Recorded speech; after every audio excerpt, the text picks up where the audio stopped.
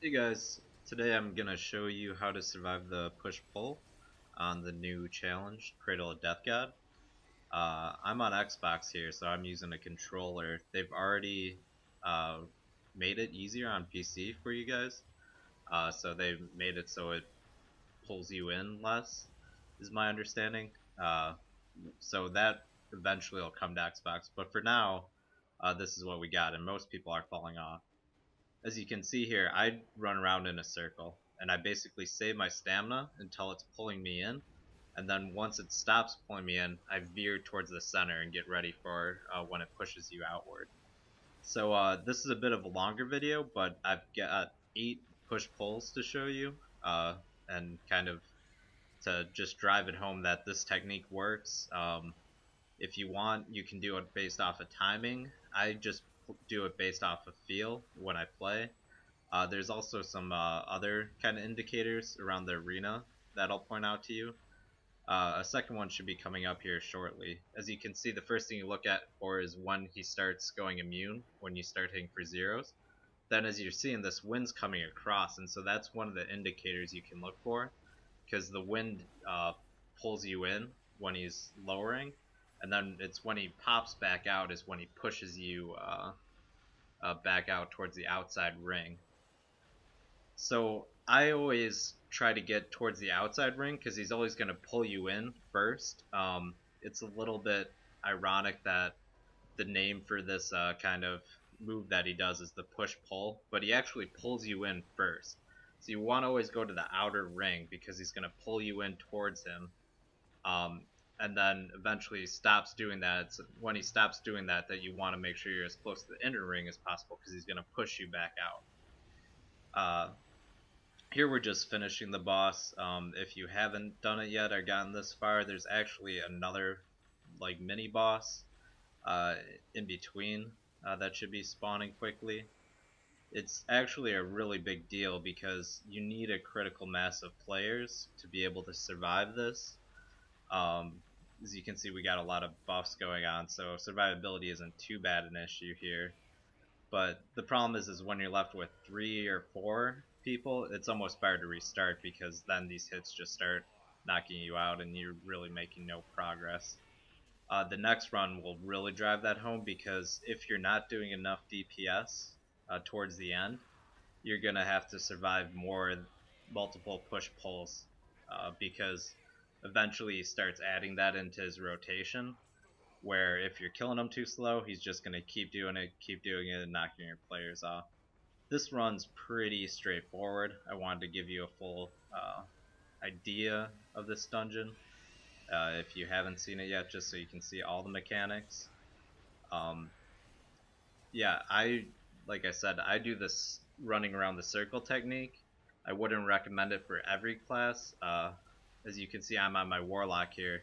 So we have basically a Shadow Slip, which is the same as the Great Weapon Fighter Sprint, where what you do is you run, and you run until you run out of stamina. A lot of other classes have a targeted dash, where they dash for a certain duration, and a lot of those classes can actually hit the ledge with their dash, but not fall off the first time, because their dash distance stops them from falling off. So that's why I prefer to go around in a circle on my Warlock, because you will fall straight off if you hit that ledge. It's hard to go back and forward. It's a lot easier on an Xbox controller for me to go around and just veer left or veer right depending on the situation. And then if I feel like I'm getting sucked in too much, I veer left. If I feel like it's about to end, I start veering back right. And so here's another run. The push pull should be coming up shortly. This first part really doesn't matter. When you've got a full team of 10, he just melts and it basically instantly moves you, to the push pull phase, which a lot of times wipes half your team. Again, like I said, I'm over here on Xbox, so we don't have the patch that lowers the difficulty level on it. So if you're struggling, it's definitely doable, but you need to practice it. I wasn't this good when I first started out. Again, I don't actually start dashing. If you watch my feet, I don't actually start shadow slipping until I feel it suck me in. So I go to that outer ledge, I feel it sucking me in, then I start hitting my dash and veering left until it stops sucking me in, and then I start curving inside my own to make sure that when it pushes me out, I don't hit that outer edge. This run's going to take a little bit longer. Like I said, the problem here is we lose the main DPS in the group on one of these, and so then we basically the fight takes a lot longer. If you didn't notice, I'm on my temp block. I think I showed the healing statistics on that first run, but I'm actually temp block here, not DPS, so right now it's basically just a bunch of buffing and survivability. So you always got to know who's in your party, what their names are, what their composition is, because if you find yourself in a situation where you've got 4 or 5 people left, you have to decide if the team's going to be able to complete it or not, or if you should keep going. Here's kind of in the middle. We have a lot of people left. I guess not a lot. We have 5, which is half the team, but we only have 1 DPS, I think, and 1 support. So the DPS, you can see, is barely going down. Yeah, but this will be a win, but like I said, it's more a luck-based thing than anything. You've got to really hammer this technique home if you want to survive at the high levels. And it's kind of sad because if you're really good at it, it actually costs you more, right? Like if you fall off, you're just sitting at the campfire waiting for the team, but here you see if you're really good at it and you know you're trying to win it for the team, you end up using a lot more scrolls this way because you know the rest of the team isn't there to help you and keep you alive and take some of the pressure off. So that's one thing I don't like about this dungeon. I actually don't mind the difficulty of the push-pull. Like I said, I've pretty much got it down at this point, but again, it's all practice. It's different for each class. I think I already mentioned I would do this technique where you go around in a circle on a great weapon fighter and the Scourge Warlock. Other classes, I'd recommend what you see everyone else doing here, where they start at the edge and then they just go forwards and backwards. They don't go around in a circle at all. Again, that's because their dash is different, or because on the tanks you can raise your shield and slow it down. The loot's been pretty good from what I've seen. I've already got the new artifact, a lot of enchanting stones out of here. It is pretty farmable. As you can see, this is largely the same team, and the last video I'm going to show again is the same team. This is all from one game session I did in my alliance.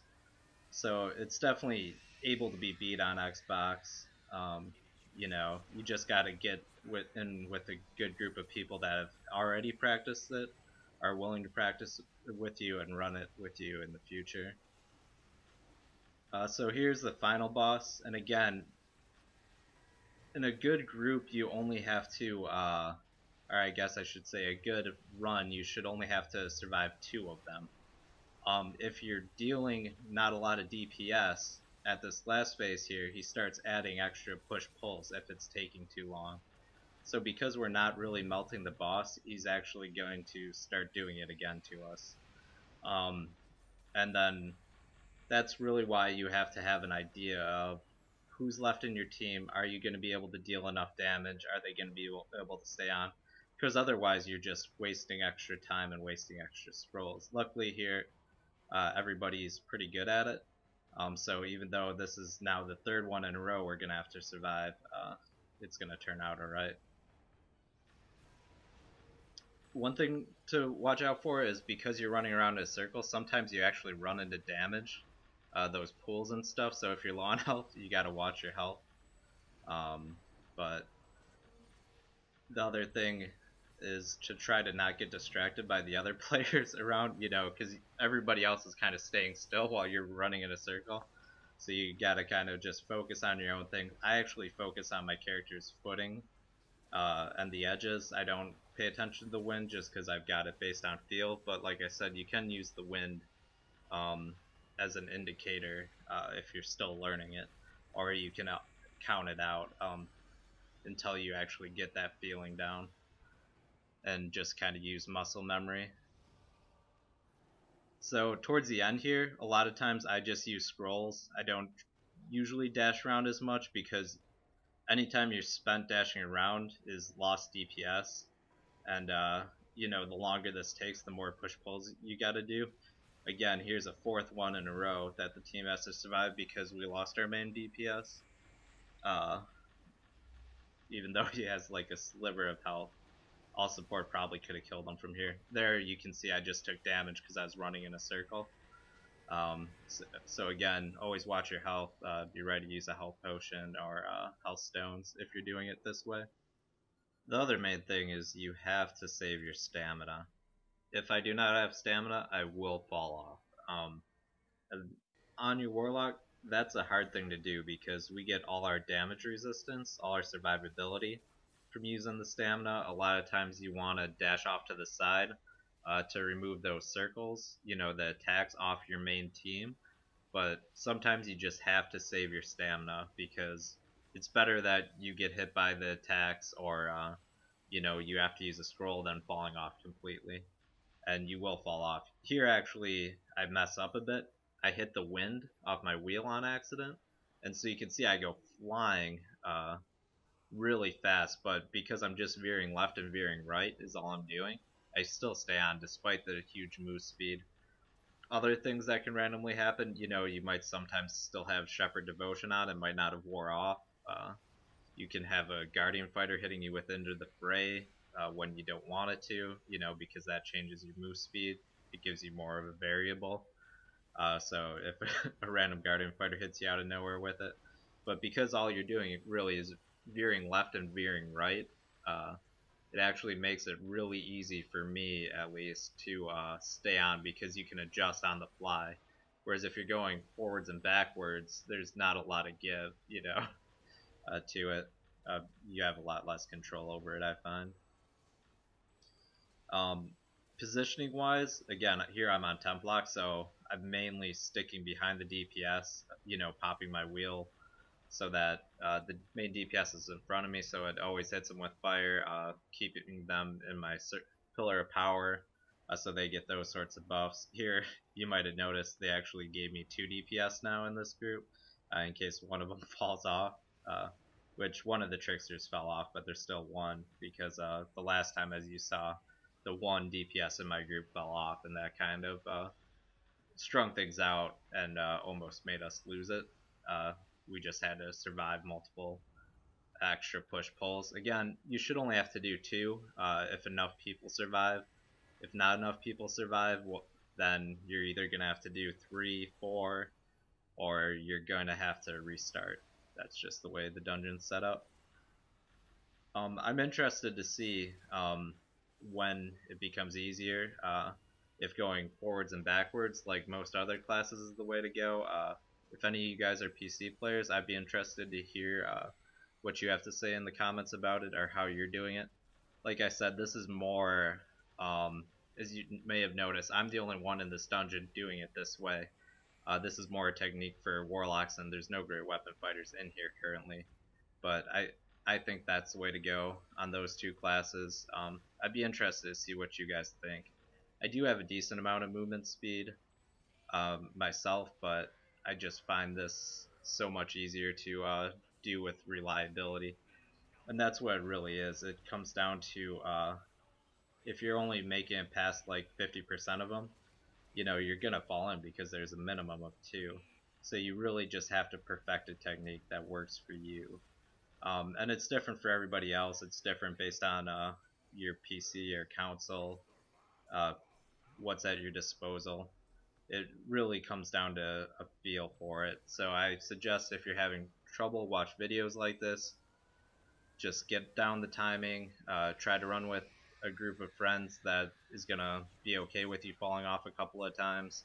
You know, and that's just there to practice and have fun until you get it. Because once you do get it, you can start farming this. You're going to be able to get really good rewards. I've gotten double enchanting stones out of both of them. There's a new equipment set in here. And it only takes about 14-15 minutes a run.